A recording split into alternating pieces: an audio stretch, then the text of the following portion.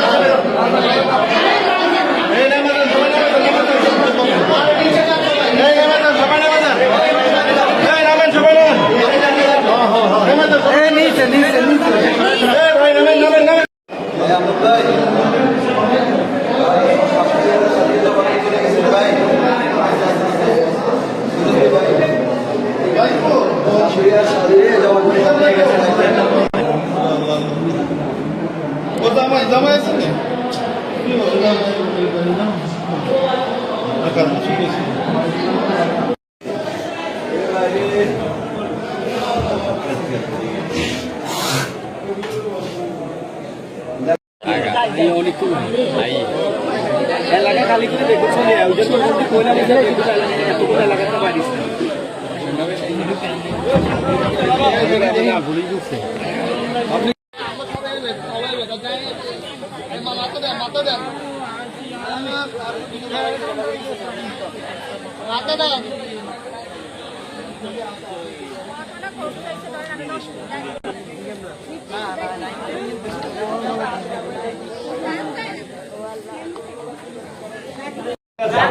আমি দেখছি একজন লোক কথা বলতে পারেন একজন লোক মাত্র ঢুকছি তো আমরা শুনছি চিল্লা চিল্লি করে মানুষের মুখে এটা হয়েছে তো আমি এখন আসছি মাত্র আমরা এখন আসছি গত 10 বছর 5 বছর ঘটনা ঘটে নাই 20 বছরের ঘটনা ঘটে নাই এবং এই লগ্নে মানে আটটার আগে এই ধরনের ঘটনা কোথাও মানে আমার বয়স প্রায় 35 বছরের কাছাকাছি আমার মনে হয় না আমি দেখছি এই ধরনের আমি তো এখানে ছিলাম আমি এলাম বাড়িতে আমি খবর পাই এখনই মাত্র ঢুকছি তো আমরা শুনছি চিল্লা চিল্লি করে মানুষের মুখে যে এটা হয়েছে তো আমি এখন আসছি মাত্র আমরা এখানে আসছি আমার সম্পর্কে আমাদের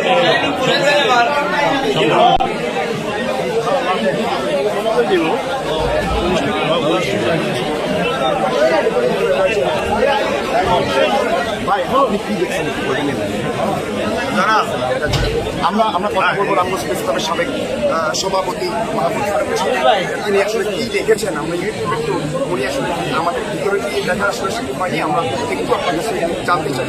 আমার শাশুড়িকে উপায়ে মনে হয় স্বর্ণালোকের সব নিয়ে গেছে 10 মিনিট পরে আমার বলছে দ্রুত থানায় খবর দেন। আমি সাথে সাথে ওসি সাহেবকে ফোন দিছি, ডিউটি অফিসারকে ফোন দিছি। ফোন দেওয়ার পরে জানতে পারলাম যে তখন ডিউটি অফিসার বললো আমি দ্রুত পুলিশ পাঠাচ্ছি।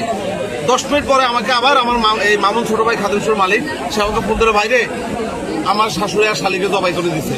তো আমরা সাথে সাথে রামগঞ্জ থানার অফিস সাহেব আবারও আমাকে ফোন করে ওনাকে আমি ঘটনা জানাই।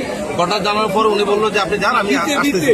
তো উনি আসলে আমরা তার আগে আসছি। আমরা আসি এখানে দেখার পরে দেখলাম যে ওনার মিজান রামগঞ্জ সোনাপুর বাজারের ব্যবসায়ী অনেক মিজান পোকারি সবাই ওনাকে একটা আমি ছিলাম মিজান পোকারি। ওনার যে এই উত্তর চণ্ডীপুর যে মঙ্গলবাড়ির যে ওনার যে দ্বিতল বাসা দ্বিতল বাসা দ্বিতল বাড়িতে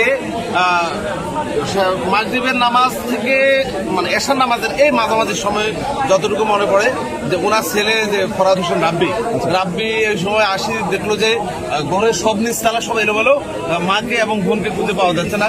সে উপরে দোতলায় যায়, দোতলায় গিয়ে দেখে তার মা এবং বোন রক্তাক্ত অবস্থায় রুমের দোতলায় একটি রুমের ফ্লোরে পড়ে আছে। ওর মার নাম হচ্ছে জুলেখা বেগম এবং বোন হচ্ছে তানহামিম রামগঞ্জ মডেল কলেজের ইন্টারের শিক্ষার্থী।